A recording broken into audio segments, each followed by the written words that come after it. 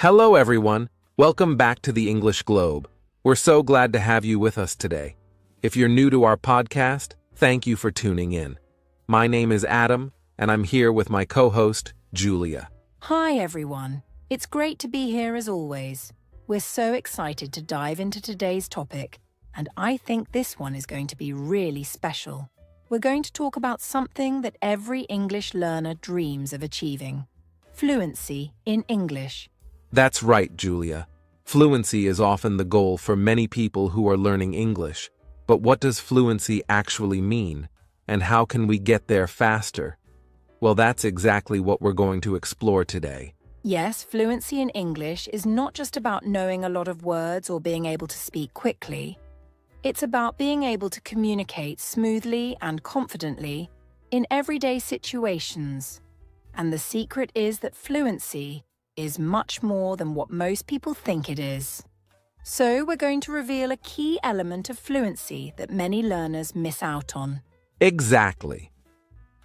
So today's episode is all about the secret to fluent English that everyone misses. We're going to talk about what fluency truly means, why it's so important, and, most importantly, we're going to share the one thing that can make a huge difference in your language learning journey. It's not just about learning vocabulary or grammar rules. There's a deeper element that, when you understand it and practice it, can take your English to the next level.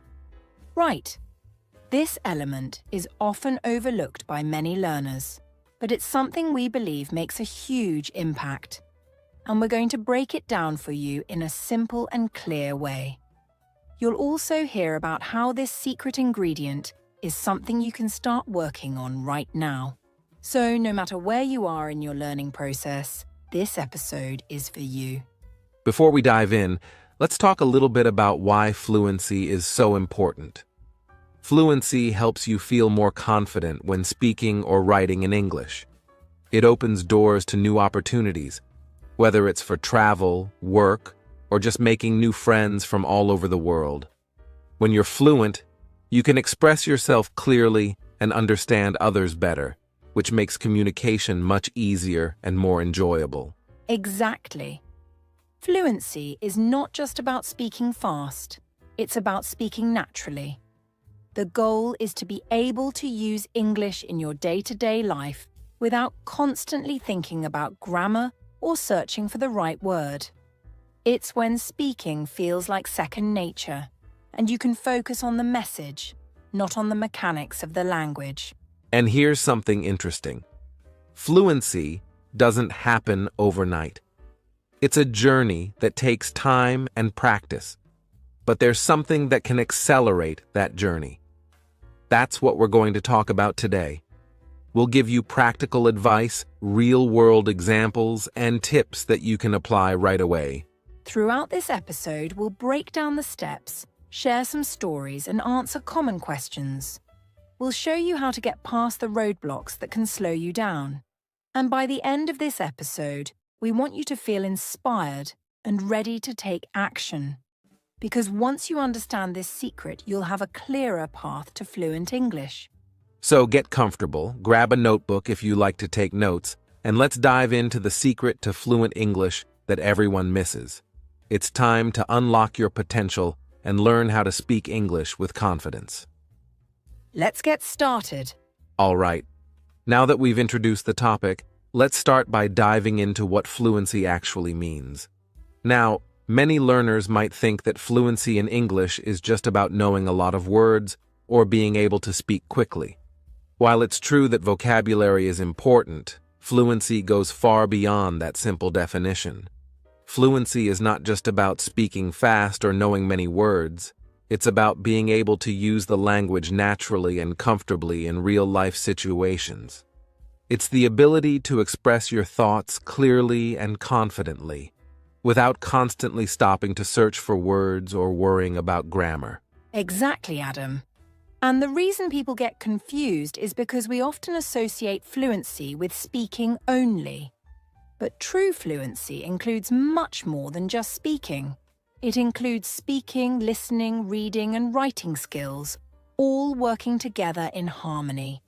You might be a great speaker, but if you struggle with understanding what others are saying, or if you can't read and understand English texts well, then your fluency isn't fully developed. The same goes for writing. You can speak fluently, but if you have difficulty writing your ideas clearly, you won't be able to communicate effectively in all situations. Fluency is about balance in all these skills. Exactly. So, let's break it down a bit. When we talk about speaking fluently, we're talking about being able to speak with confidence, to put your thoughts into words easily, and to engage in a conversation without constantly pausing or searching for words. It's not about speed, it's about ease and comfort. Imagine you're having a casual conversation with a friend in English. You don't need to stop and think every time you want to say something. You can just speak naturally, without hesitation, using the right words and phrases. Right. And when it comes to listening fluency, it's similar. It's about understanding what people are saying to you, not just catching a few words here and there. A fluent listener can understand different accents, various speeds of speech, and can follow along with conversations in different contexts, whether it's in a formal meeting or a casual chat at a coffee shop. For example, think about watching a movie or listening to a podcast in English. If you're fluent, you can understand most of the conversation, even when people speak quickly or use slang. You don't need to constantly pause and rewind because you're able to catch the meaning the first time. Yes, that's a great point. Now let's move on to reading fluency. Being a fluent reader means that you can read English texts, whether they're books, articles, or even social media posts, and understand the meaning without having to look up every word. Fluency in reading is not about reading fast. It's about being able to understand the message and context of what you're reading. For instance, if you pick up a newspaper article in English, a fluent reader can skim through it, picking out the main ideas and details without having to stop at every unfamiliar word. They can focus on the overall meaning of the text rather than getting stuck on individual words. That's right. And then there's writing fluency. Fluent writers can express their ideas clearly and coherently on paper, whether they're writing an email, an essay, or even a simple text message. Writing fluently doesn't just mean using correct grammar and vocabulary. It also means organizing your thoughts logically and presenting them in a way that others can easily understand. Imagine you're writing a letter to a friend. If you're fluent, you won't have to stop and think about how to organize your sentences or whether the grammar is correct. You'll just write your message naturally, knowing that the person reading it will understand your meaning right away. Exactly, Julia. So, fluency involves the ability to connect these skills together. It's not just about mastering one skill in isolation. It's about being able to use them together to communicate effectively in the real world. If you're only focused on speaking, you may find yourself in situations where you understand what people are saying but can't respond. Or, you may be able to write well but struggle when someone speaks to you in English. Fluency means developing all four skills in a way that complements each other, each. To really understand fluency, let's look at some practical examples. For instance, imagine you're in a job interview in English. You need to be able to speak clearly and confidently, but you also need to listen carefully to the interviewer's questions. At the same time, you might need to read some materials before the interview or take notes during the conversation. After the interview, you may need to write a thank you email to the interviewer. All of these skills, speaking, listening, reading, and writing, come together to help you succeed in the interview. If you lack fluency in any of these areas, it could affect your performance. Great example, Julia. Another example could be traveling to an English-speaking country. Fluency would help you navigate different situations, like asking for directions, ordering food at a restaurant, reading street signs, and even texting or emailing a friend for help. Imagine going to a cafe and being able to order your coffee without hesitation, understanding the menu, having a natural conversation with the barista, and then reading the city's map to find your way around. All of this without getting lost or frustrated. That's the power of fluency. And let's not forget that fluency is a continuous process. It's not something you finish, it's something you develop over time. Even native speakers continue to improve their language skills throughout their lives. Fluency is something that you keep building, step by step. And the more you practice, the more comfortable you become in using all the language skills, speaking, listening, reading, and writing, in real-world situations. It's about comfort, not perfection. As you practice, you'll become more confident in your abilities, and that's what really matters. Absolutely. So, to summarize this segment, fluency in English means having the ability to use speaking, listening, reading, and writing skills naturally and effectively. It's not just about knowing words or speaking quickly. It's about the ability to communicate easily in a variety of situations. When you develop fluency, you're able to understand others, express yourself clearly, and feel confident in using English no matter where you are. And remember, fluency is a journey. It's something you build over time by practicing all these skills together. The more you work on them, the more fluent you will become. In the next segment, we'll talk about the secret ingredient to achieving fluency faster and more effectively. All right, let's get into the heart of today's episode. You've already learned that fluency is about more than just vocabulary or speaking quickly. It's about mastering all 4 key language skills: speaking, listening, reading, and writing, in a way that helps you communicate naturally and confidently. But here's the big question. What is the secret ingredient that can accelerate your journey to fluency? What's the one thing that many learners miss, but is actually essential for truly understanding and speaking English fluently? That's a great question, Adam. And I think a lot of people are going to be surprised by the answer. So here it is.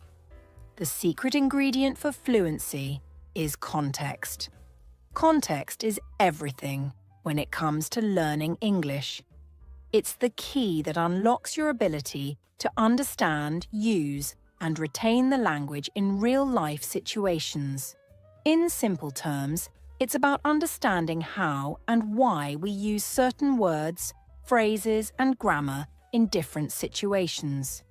It's about learning the nuances of the language, the little things that make all the difference when speaking naturally. Yes, exactly. So many learners focus solely on memorizing lists of words or grammar rules, but they forget that language doesn't exist in a vacuum. Words and grammar aren't useful unless we understand how to use them in the right context. For example, think about how different English can sound depending on the situation. The way you speak to a close friend is very different from the way you would speak to your boss, right? Even though the words might be the same, the tone, the formality, and the structure of the sentences can change completely, depending on the context. That's such a great point, Adam. Let's break this down a little further. Think about the phrase, "How are you?" In an English lesson, it might seem like just a simple greeting, but depending on the context, "How are you?" could be used in many different ways. You could say it to someone you know well, with a friendly and casual tone. But if you're in a formal business meeting, you might ask, "How are you today?" with a slightly different tone and maybe a follow-up question like, "I hope everything is going well with your work." The words are almost the same, but the tone and context change the meaning completely. Right. And that's why focusing on context is so important. It's not just about knowing words in isolation, it's about understanding how words fit into real-life situations. You can know all the vocabulary in the world, but if you don't know how to use it in the right context, you'll sound unnatural. For example, if you learn the word cheers and think it only means thank you or goodbye, you might miss its full range of uses. In Britain, cheers can be used as a casual way to say thank you, but it can also be used when offering a toast. In different places, you might hear cheers used in different ways depending on the context of the conversation. Exactly, Adam. And another great example comes from understanding the formality of different situations. Let's take a look at the difference between formal and informal greetings. In an informal situation, you might say, "Hey, what's up?" to a friend, but in a formal setting, such as a job interview, you would say, "Good morning, how are you today?" The difference is not just in the words, it's in how you say them and who you're speaking to. Understanding these small differences is a huge part of fluency.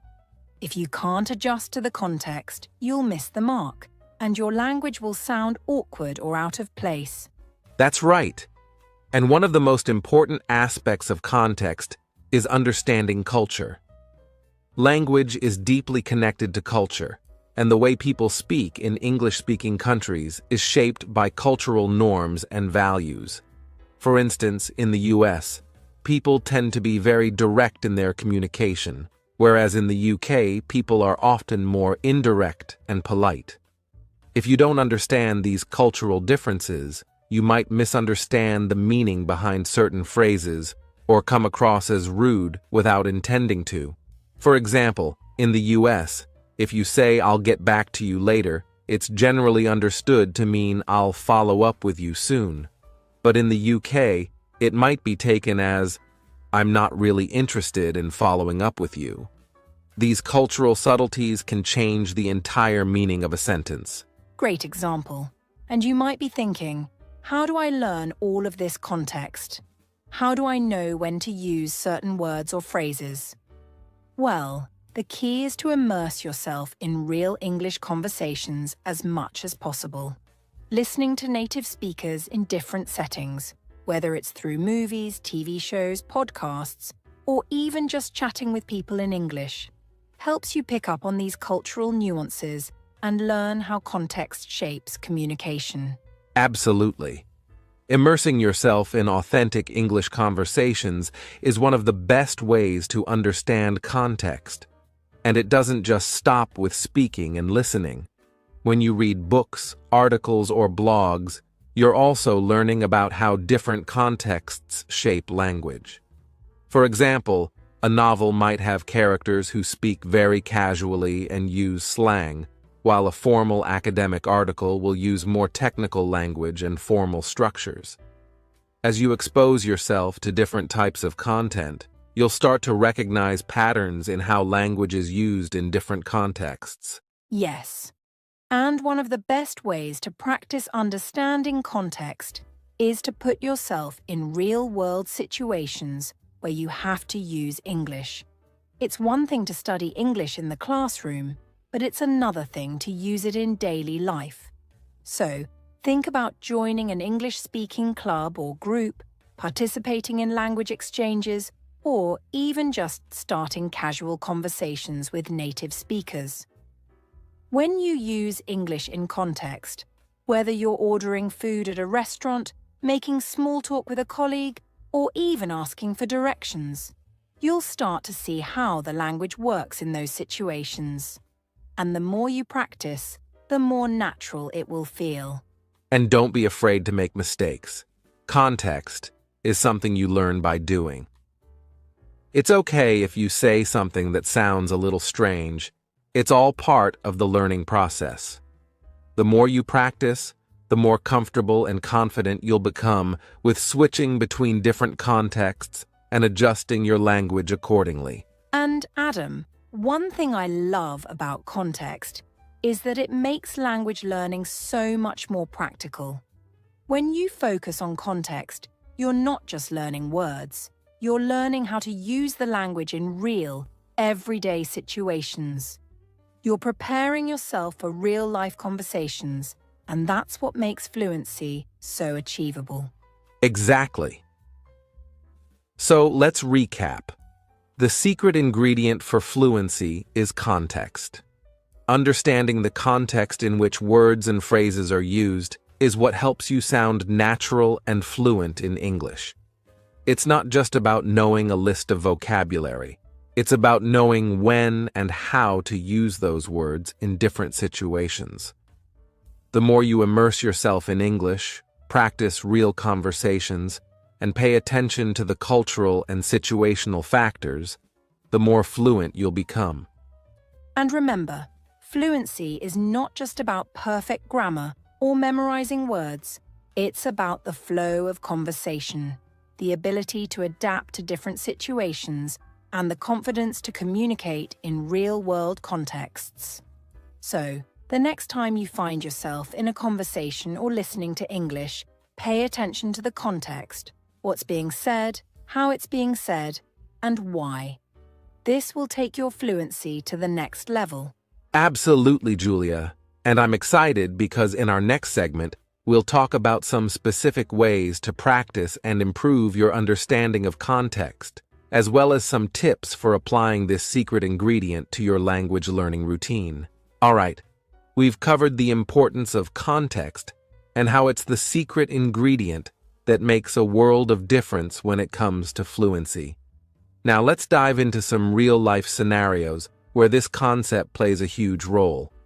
We want to show you exactly how context works in practice and give you practical tips that you can apply right away to improve your English skills. These examples will help you understand how context isn't just a theory, but something that will immediately make your language learning experience richer, more effective, and more natural. Yes, absolutely. And remember, context isn't just about what words mean. It's about how they fit together and how they change based on the situation you're in. So, let's start with a very common situation: meeting someone new. Think about the first time you meet someone in English. If you're at a job interview, you might say, "It's a pleasure to meet you." You'd be polite and formal, right? But if you meet someone at a party or with friends, you're more likely to say, "Hey, nice to meet you." Or simply, "Hi, I'm Julia." The words are simple, but the tone, level of formality, and even body language make a huge difference. Right, Julia. And this is exactly what we mean by context. Both situations use similar words, but how you say them, when you say them, and who you say them to changes everything. So how can learners apply this concept of context to their everyday practice? Well, one easy way is to actively think about the situation you're in before you speak. Are you talking to a friend? Are you in a meeting? Are you at a store? All of these situations require different types of language, and once you start thinking about context, it will help you make better decisions about what words to use and how to phrase your sentences. Exactly, Adam. Let's look at another example. Asking for help. Imagine you're in a store and you need assistance. If you're in a casual setting, like a small boutique or a local shop, you might say, "Hey, can you help me out with this?" It's friendly and informal. But if you're in a more formal setting, like a high-end department store, you might say, "Excuse me, could you please assist me with something?" The difference here isn't just in the words, it's in the level of politeness and formality. And this is something learners can start practicing right now. Think about where you are and who you're talking to, and adjust your language accordingly. That's right. And another great real-world example is when you're ordering food at a restaurant. If you're at a fast food restaurant, you might say, "I'll have a burger, please." It's quick and direct. But if you're at a fine dining restaurant, you would probably use a more formal tone and say, "Could I please have the grilled chicken with vegetables?" The way you phrase things changes because of the situation, and understanding how to adapt your language to these different contexts is what will make you sound more fluent. So, how can learners practice this? One simple method is to put yourself in different imagined scenarios. Pretend you're at a restaurant, a job interview, or a casual gathering with friends. Try to change your language based on the context of each situation. I love that suggestion, Adam. Imagining different scenarios is a fantastic way to practice. Another scenario I want to share is making a complaint. Let's say you're at a hotel and there's a problem with your room. If you're dealing with a customer service representative, you'll want to use polite, formal language. You might say, "Excuse me, I'm afraid there's a problem with my room. The air conditioning isn't working properly, and I would appreciate it if you could help me resolve this issue." In contrast, if you're complaining about something to a friend, you might say, "Ugh, my room is so hot. The AC is broken again." Both sentences are complaints, but one is much more formal and the other is casual. Understanding how to navigate these shifts in language based on the situation will make a big difference in your fluency. Exactly. And it's important to remember that context isn't only about formality. It's also about the situation itself. For example, let's say you're at a party. If you want to start a conversation with someone you don't know very well, you might say something like, "Hey, what do you think of the party?" It's a simple, friendly way to break the ice. But if you're in a more professional setting, like a business conference, you might ask, "What do you do for work?" Or, "How did you get started in your field?" Even though you're talking to people, the type of conversation changes based on the context.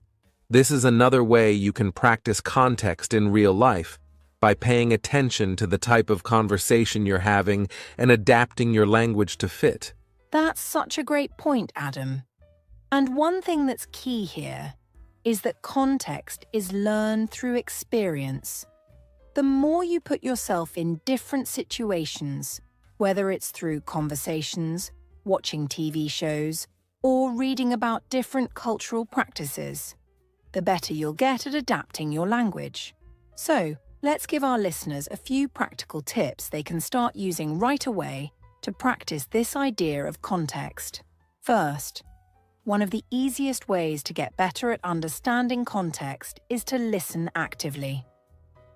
When you listen to native speakers, pay attention to how they adjust their tone and words depending on the situation.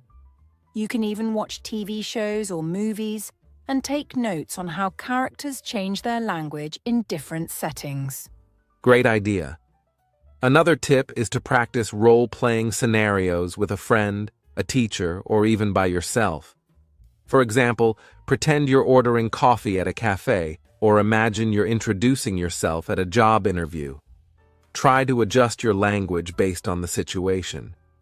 You can even practice using different levels of formality in everyday situations. For example, try saying the same thing 3 different ways, once casually, once formally, and once politely. This helps you become more comfortable switching between different types of language based on the context. That's a fantastic tip, Adam. And I think one of the most helpful things learners can do is simply observe and mimic.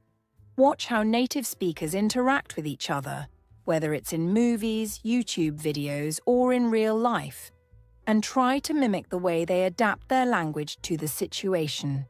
Pay attention to small details, like how they start or end a conversation, the level of formality, and how they express politeness. This is a simple way to start building your understanding of context without even realizing it. Exactly. And if you're not sure how to express something in a specific context, don't be afraid to ask someone. Native speakers are usually happy to explain when something sounds too casual or too formal. This helps you refine your language skills and understand the nuances of context even more. One last piece of advice I want to add is to focus on empathy when you're learning context. Try to think about the other person's perspective. How might they be feeling? What's their cultural background? What kind of relationship do you have with them? This will help you naturally adjust your language in a way that fits the context of the conversation. I couldn't have said it better myself, Julia. Empathy is key. Understanding not just the words but the feelings behind them will make you a more confident and fluent speaker. So, to wrap up this segment, context is the secret ingredient to fluency. It's not just about knowing words or grammar. It's about understanding when and how to use language in different situations. By practicing real-life scenarios, observing native speakers, and mimicking different contexts, you'll improve your fluency faster than you might think. And remember, language is alive. It changes with the context, and the more you expose yourself to it in real-life situations, the better you'll get at using it naturally. So get out there, practice in real situations, and let context be your guide. And stay tuned, because in the next segment, we'll share some powerful exercises to help you continue applying the secret ingredient of context in your English learning journey. All right, we've talked a lot about the secret ingredient to fluency, which is context, and how it plays a critical role in your ability to speak English naturally. Now, it's time to get into the practical side of things. How can you actually practice and apply this secret ingredient in your own language learning journey? We're going to dive into some powerful tips, techniques, and strategies that will help you incorporate context into your learning. These methods are designed to boost your fluency over time, making your English sound more natural and authentic. So, let's jump right in. Yes, Adam. The first thing we want to emphasize is the importance of active listening. You see, fluency is not just about speaking.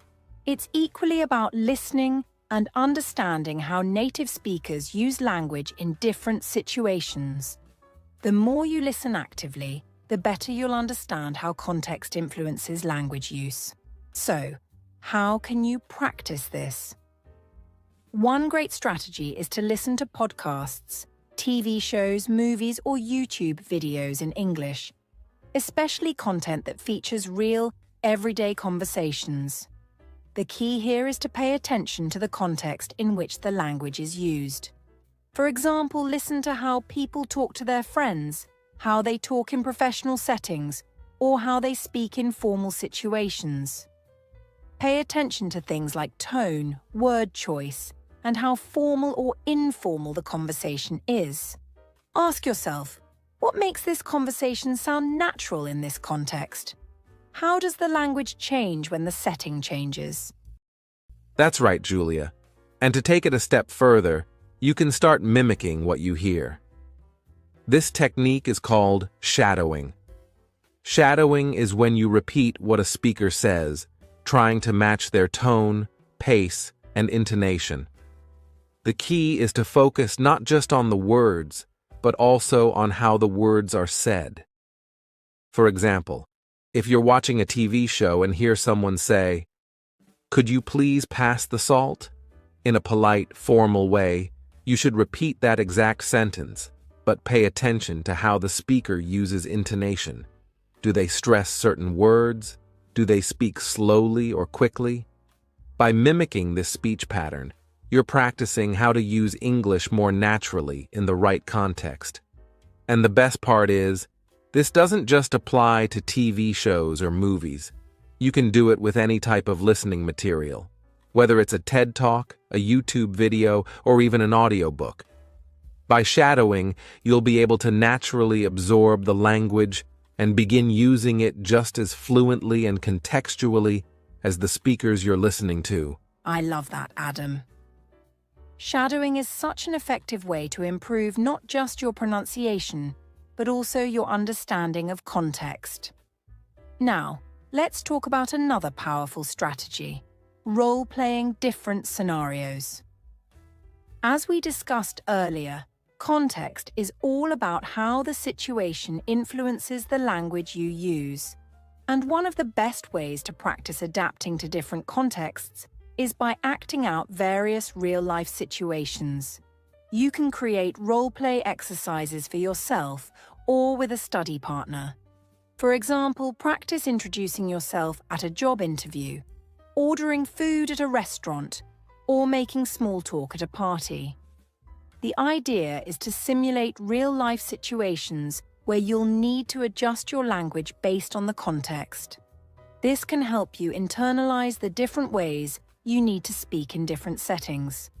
And the great thing about role-playing is that you can create scenarios for any situation you might encounter. If you're not sure how to handle a specific situation, you can practice with a language partner or even record yourself acting out different scenarios. This way, you get a feel for how to use language fluently in multiple contexts. That's a fantastic strategy, Julia. Another technique that's great for practicing context is reading with awareness. You've probably heard this advice before, but when it comes to fluency, reading becomes more than just understanding the words. It's about understanding the context behind them. So as you read, try to think about the context of the text. What kind of situation is the conversation happening in? What is the relationship between the speaker and the listener? Is it formal, casual, or neutral? Is the speaker trying to convince someone or just make small talk? For example, if you're reading a business email, focus on the formality of the language. How do phrases like, "I would appreciate it," or "Thank you for your consideration," signal formality? On the other hand, if you're reading a novel or watching a TV show, notice how characters use informal language and contractions. Do they use slang? Do they speak in short sentences or elaborate ones? Paying attention to the context of what you're reading will help you understand how words and phrases function in different settings. This will help you use them naturally in your own speech. That's such a great point, Adam. And reading can be particularly useful if you're trying to learn about specific situations where context is crucial. For example, reading news articles or blogs can expose you to language used in professional and formal settings, while reading fiction or watching sitcoms can give you examples of everyday informal conversations. The more varied the reading materials, the better you can practice switching between different contexts and learning which language works best in each. Now, let's move on to another key strategy that is often overlooked: asking for feedback. One of the best ways to improve your fluency is by getting feedback from native speakers or language teachers. This is especially useful when you're trying to figure out if your use of language fits the context. For instance, you might say something in an overly formal way when you meant to be casual, or you might use casual language in a formal business setting without realizing it. Getting feedback helps you spot these mistakes and improve faster. Don't be afraid to ask for feedback. You can do this in language exchange groups, online communities, or even during language classes. Ask questions like, "Does this sound natural in this situation?" Or, "Is this the best way to phrase it in this context?" A native speaker will often give you tips on how to sound more fluent and appropriate in different contexts. Exactly, Julia. And while we're talking about feedback, another helpful tool is self-assessment. You can assess how well you're adapting to different contexts by recording yourself speaking. After a conversation, listen to it and ask yourself, did I use the right level of formality? Was I too casual or too formal? Did my tone match the situation? If you're unsure, try recording the same conversation with a slightly different tone or word choice. Listen to both versions and compare. This kind of self-reflection helps you fine-tune your language and become more aware of your own fluency. Self-assessment is an excellent way to track your progress and ensure that you're practicing in the right way. And the more you practice, the more you'll internalize how context works in real-life situations. But don't forget that exposure is another key to mastering context. The more you expose yourself to different types of English, whether it's through conversations, listening, reading, or watching, you'll begin to recognize patterns in how language shifts depending on the context. You might want to try something like a language immersion challenge. Spend a day or a week where you expose yourself only to English in all its forms. Listen to English podcasts, watch English movies, read English books, and try to have conversations in English as much as possible. The goal is to immerse yourself in the language so that you can start noticing how context shapes the language in everyday life. This kind of immersive practice helps you absorb language naturally and adapt it to different situations. Wow, Julia, those are some excellent ideas. So, to recap, here are some strategies that you can start using today to practice context and improve your fluency. Active listening. Pay attention to how native speakers use language in different contexts and try to mimic what you hear. Role-playing. Practice real-life situations to improve your ability to switch between different language contexts. Reading with awareness. Focus on the context of the language you read, whether it's formal or informal, and apply it to your own speech. Asking for feedback.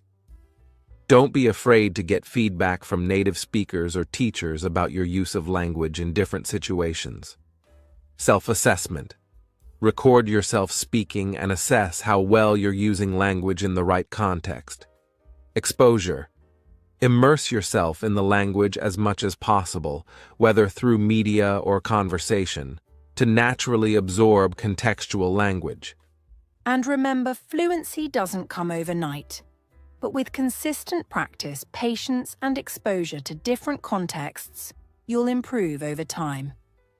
The secret ingredient to fluency, context, is something that all learners can work into their practice. So, take these tips, apply them to your daily routine, and watch how your English becomes more natural and confident. That's right. We hope these tips help you feel more empowered to improve your English fluency. Keep practicing, and don't forget that language learning is a journey, not a race. Keep using context to guide you, and you'll see amazing results. Thanks for listening, everyone. We hope this segment has given you the tools and strategies to improve your fluency. Stay tuned for more tips in the upcoming segments. All right, listeners, we've covered the theory, we've given you the strategies, and now it's time to hear from some real people who have successfully used the secret ingredient, context, to achieve fluency in English. These are stories from learners just like you, people who started out with the same challenges and doubts, but who found a way to overcome them. Their stories are not just motivational, they show you that fluency is attainable, even if it feels out of reach at times. So let's dive into these success stories and see how context helped these individuals unlock their true potential in English. Yes, Adam. Hearing about others' journeys can be so inspiring. Let's start with the story of Maria, a learner from Spain who struggled with speaking English fluently for many years. She could read and understand English well enough, but when it came to speaking, she would freeze.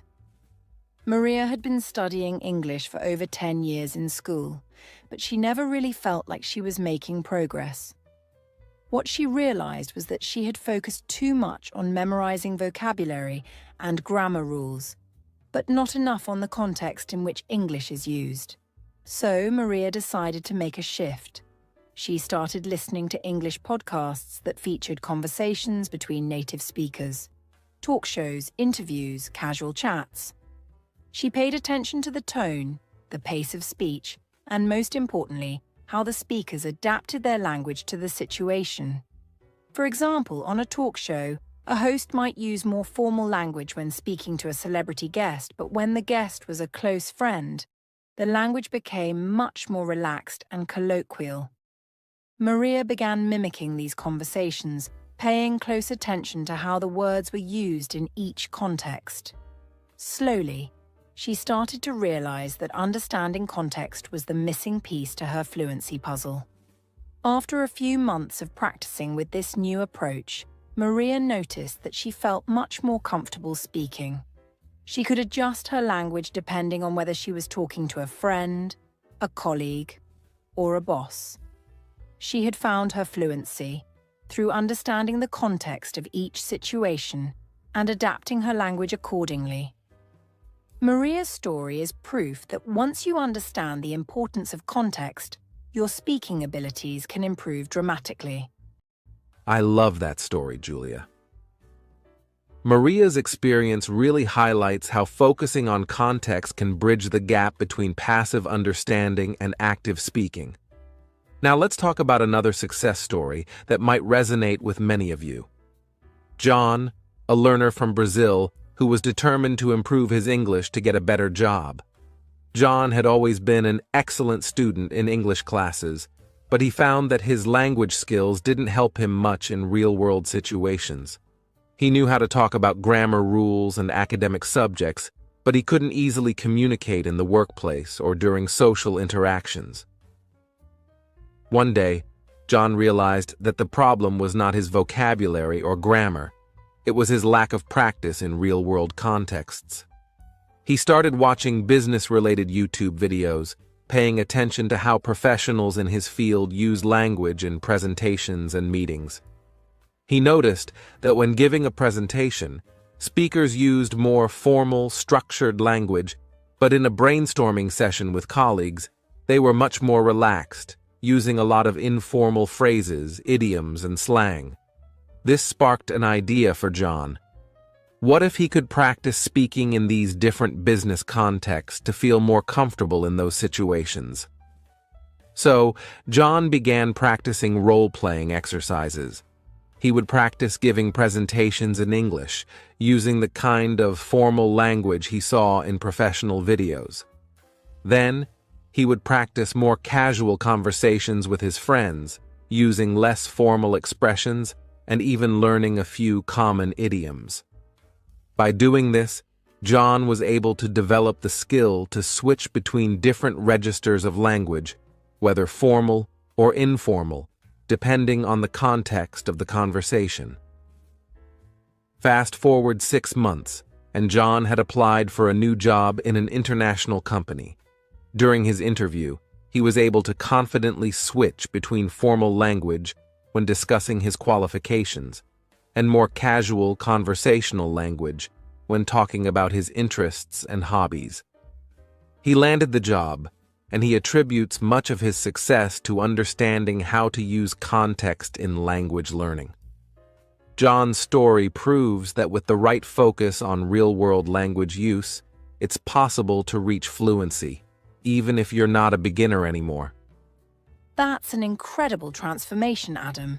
John's story is a great reminder that context is key when it comes to professional settings. Now, let me tell you about Sophie, a young woman from Thailand who had always loved traveling but struggled with communicating in English while abroad. Sophie had taken English classes throughout high school and college, but she found that when she traveled, she had difficulty understanding local accents and adapting her language to the cultural context. She would often feel lost and frustrated in conversations with people from different English-speaking countries. One of Sophie's friends recommended that she focus more on the context in which people spoke English around the world. Sophie realized that when she traveled to the United States, for example, people used very different slang and informal phrases than when she visited the UK or Australia. Sophie began researching regional variations of English and paid attention to how language changed depending on the setting. For instance, she learned that in the UK, people often used polite indirect phrases like, "Would you mind if I..." While in the US, the same request might be phrased more directly, "Can I?" Sophie spent months immersing herself in different types of English by listening to podcasts, watching travel vlogs, and chatting with native speakers from different parts of the world, she paid close attention to how language was influenced by geography and culture. Over time, Sophie's understanding of the different English-speaking cultures grew, and she became more confident in her ability to engage in conversations while traveling. Sophie's success story is a wonderful example of how context isn't just about formal or informal language. It's also about understanding the cultural nuances of language. By recognizing how people in different parts of the world use English, Sophie was able to break down the language barrier and start communicating effectively in various countries. What an inspiring journey, Julia. Sophie's story shows that understanding cultural context is just as important as understanding social context. Now let's share one more success story that truly emphasizes the power of perseverance. Ravi, a student from India, had been learning English for years, but he always struggled with speaking. He was shy and lacked the confidence to speak in front of others, even though he was very good at reading and writing English. His friends and teachers told him that he knew English well enough, but Ravi felt that his fluency wasn't where it needed to be. One day, Ravi's teacher introduced him to the idea of language immersion and how it could help him improve his speaking skills. Ravi decided to fully immerse himself in English by speaking it every day, even if it was just with himself. He would describe his day in English, think in English, and even talk to himself in the mirror. The most important change Ravi made, however, was how he started practicing using English in real-life contexts. For instance, when Ravi went to the store, he made an effort to speak English with the shopkeeper. He didn't worry about making mistakes, but instead focused on how to communicate effectively in that situation. He practiced giving directions, asking for help, and ordering food in English, all while making sure to adjust his language to the context of each situation. Over time, Ravi noticed that he became much more comfortable speaking English and didn't feel as shy anymore. Ravi's story is an incredible example of how constant practice, especially in real-world situations, can lead to significant improvements in fluency. His breakthrough came when he started practicing context-based speaking in everyday life, and it paid off. He gained the confidence and fluency he had been striving for. Wow, what amazing stories, Adam. These success stories are powerful reminders that fluency in English isn't about perfection. It's about the consistent application of context in your language learning journey. Whether it's through listening, speaking, reading, or even self-assessment, the key is to understand how language shifts depending on the situation. And as you can see from these real-world examples, once you start using context in your learning, you'll be well on your way to fluency. That's right. The success stories we shared today show that no matter where you're starting from, using context in your English practice can make all the difference. It's all about adapting to the situation, practicing regularly, and exposing yourself to English in as many real-world contexts as possible. We hope these stories have inspired you to keep going and to use context as your secret weapon in achieving fluency. Remember, fluency doesn't happen overnight, but with patience and persistence, you'll get there. Keep practicing, stay motivated, and soon enough, you'll be telling your own success story. We've had a deep dive into what it takes to achieve fluency in English, focusing on understanding context and how it's the secret ingredient that many learners overlook. Now, it's time to hear from you, our listeners. In this segment, we're going to address some of the questions and challenges that you've been facing on your English learning journeys. If you're new to this podcast, or if this is your first time tuning in, just know that this is an interactive Q&A where we answer your questions and discuss some common struggles learners like you might experience. We want to make sure that you leave this episode with a clearer understanding of how to practice, how to keep moving forward, and how to stay motivated. So, Julia, are you ready to get into some of these questions? Absolutely, Adam. This is one of my favorite parts of the podcast because it's where we get to hear from our listeners directly. Learning a new language isn't easy, and sometimes it helps to hear other people's struggles and solutions. Plus, addressing your questions is a great way for us to clarify some points and make sure you have the right tools to keep making progress. So let's get started. We've got a few questions from listeners, and I'm excited to dive into them. Let's go with our first question, which comes from Sarah in Canada. Sarah writes, "I've been studying English for years, but I still feel like I'm not fluent. I understand a lot when I read or listen, but I can't seem to speak as confidently as I would like. How can I get better at speaking in real-life situations?" Great question, Sarah.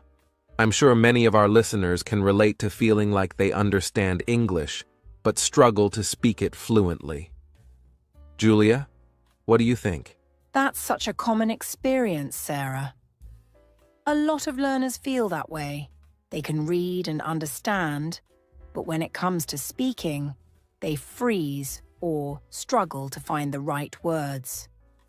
The key here is to practice speaking in real-life situations, just like we talked about earlier with the concept of context. Sarah, it sounds like you're doing a great job with reading and listening, but now you need to focus on practicing speaking in those contexts. What I'd recommend is trying to speak English every day, even if it's just for 5 or 10 minutes. You don't need to have a formal conversation to practice speaking. You can start by describing your day in English, speaking to yourself, or even using a language exchange app where you can chat with a native speaker or another learner. That's right, Julia. The key here is regular practice and starting small. Don't put too much pressure on yourself to speak perfectly. Instead, focus on communication. If you're making mistakes, that's fine. It's all part of the process. Also, if you feel nervous about speaking in real-life situations, it might help to start by speaking in more comfortable settings. If you have a friend who speaks English, try practicing with them first.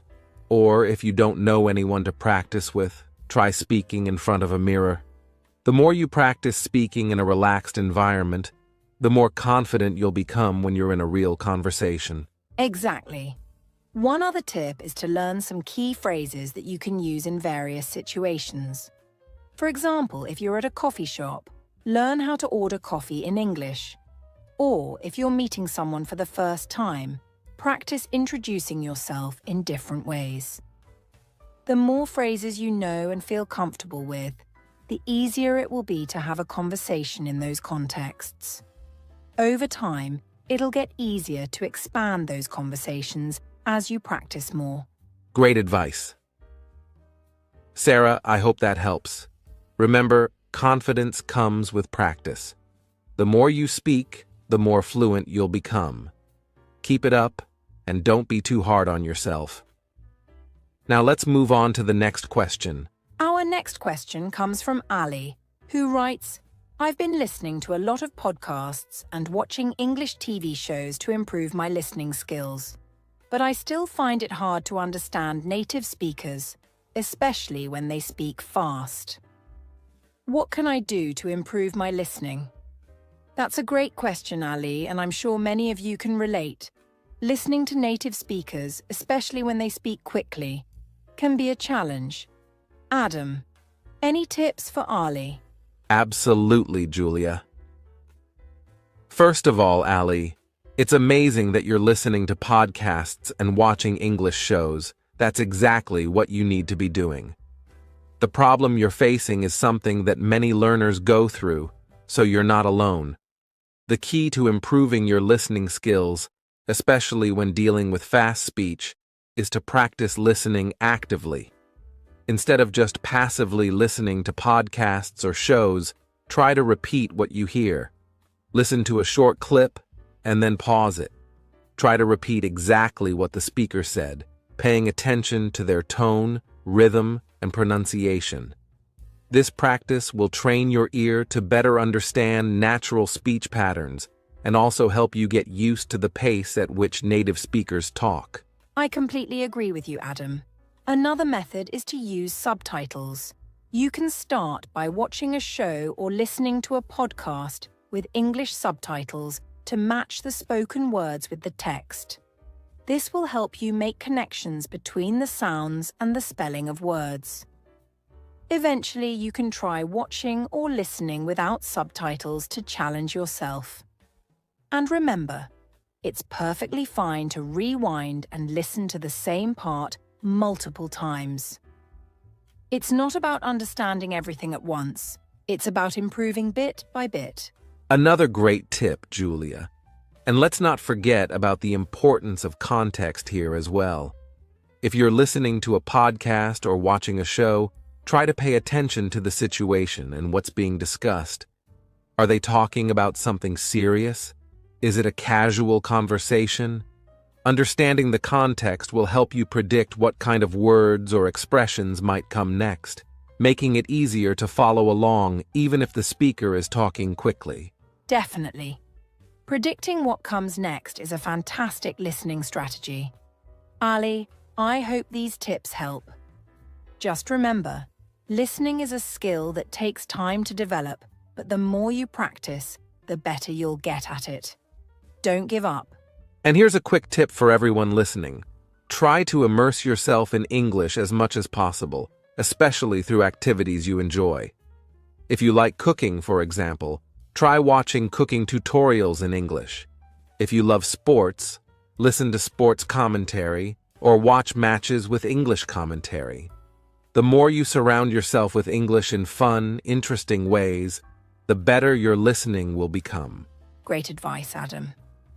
Now let's move on to our next question, which comes from David, who says, I understand that fluency isn't just about speaking, but I'm struggling to improve my writing. I can write sentences, but I don't feel confident writing longer pieces like essays or emails.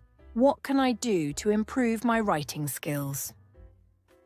This is a very common question, David, and a lot of learners struggle with writing because it can feel a bit intimidating at first. What do you think, Adam? Absolutely, Julia. Writing is one of those skills that can feel like a huge hurdle when you're first starting, especially when you're trying to write longer pieces. But the key to improving your writing is to practice regularly and to pay attention to the context in which you're writing. Start by writing short paragraphs about things you enjoy or topics you're passionate about. This will make the process feel less stressful. And don't worry if it's not perfect. Just get your ideas on paper and then refine them later. One great method to improve your writing is to practice writing emails or short essays on a specific topic every week. Focus on clarity and structure, and over time, you'll see progress. That's right. One tip that really helped me when I was learning a new language was to read a lot before I wrote. The more you read, the more you'll internalize good sentence structures and vocabulary that you can use in your own writing. Try reading news articles, blogs, or even books in English, paying attention to how sentences are constructed. Once you get used to the flow of writing, you can try to replicate it in your own work. And don't forget about feedback, David. It's so helpful to get feedback from someone who is fluent in English. Whether it's a teacher, a friend, or even an online community, feedback will show you where you can improve and give you the confidence to keep going. It's also important to not be afraid of mistakes. They're part of the learning process. Exactly, Adam. So, David, try practicing writing little by little, focusing on structure and clarity. And as always, remember to be patient with yourself. The more you practice, the more comfortable you'll get. And that's all the time we have for questions today. We hope we addressed some of the challenges you're facing and gave you some useful tips to continue your English learning journey. Remember, fluency doesn't happen overnight, but with consistent practice, a focus on context, and a lot of patience, you'll get there. We've come to the end of this incredible journey towards discovering the secret to fluent English. Let's take a moment to summarize the key points we've discussed today. First, we defined what fluency in English really means. It's not just about knowing words or grammar. It's about understanding and using the language effectively in different contexts. We also highlighted that fluency involves 4 core skills: speaking, listening, reading, and writing. Mastering all of these skills takes practice, but with consistent effort, you can definitely improve. That's right. And then we explored the secret ingredient to fluency: context. Understanding the context in which the language is used is essential to sounding natural and fluent. It's about more than just the words themselves. It's about knowing when and how to use them. We also provided some real-life examples that demonstrated how this secret ingredient plays a big role in everyday communication. From ordering coffee at a cafe to talking about your day, context helps guide your interactions and makes your language use more meaningful and natural. In the next part of our podcast, we discussed practical tips and strategies that can help you practice and improve your fluency. From speaking to yourself in English every day to listening actively to podcasts and watching TV shows, we emphasized the importance of regular practice. Remember, fluency isn't just about studying. It's about using the language as much as possible in real-life situations. And of course, we shared some inspiring success stories of people who have used the secret ingredient, context, to improve their fluency. Their stories are proof that with the right mindset and consistent effort, anyone can improve their English skills. And finally, we tackled your questions, offering solutions to common struggles, like speaking with confidence and improving listening skills. It's all about taking small, consistent steps and not being afraid to make mistakes. Exactly, Julia. So now that you have all these strategies and tips, it's time for you to take action. Start practicing today. Don't wait for the perfect moment. The best time to start is now. Use what we've talked about and integrate it into your daily life. Remember, practice makes progress, not perfection. The more you immerse yourself in English, the more fluent you'll become.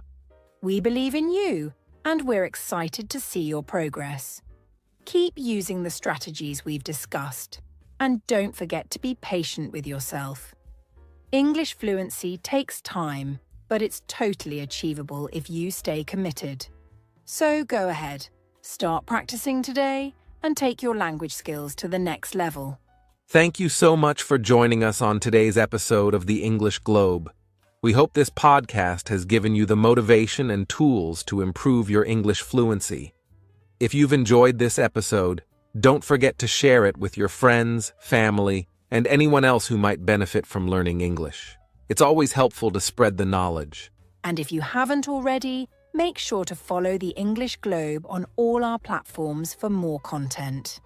We've got tons of valuable lessons, tips, and inspiring stories that can help you along your language learning journey. You can find us on YouTube, Instagram, and other social media platforms. Just search for The English Globe. Also, if you have any feedback or questions, we would love to hear from you. Drop us a message and let us know what topics you want us to cover next.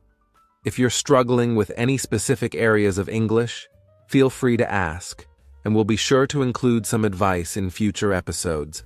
Your journey to fluency is important to us, and we're here to help in any way we can. Absolutely.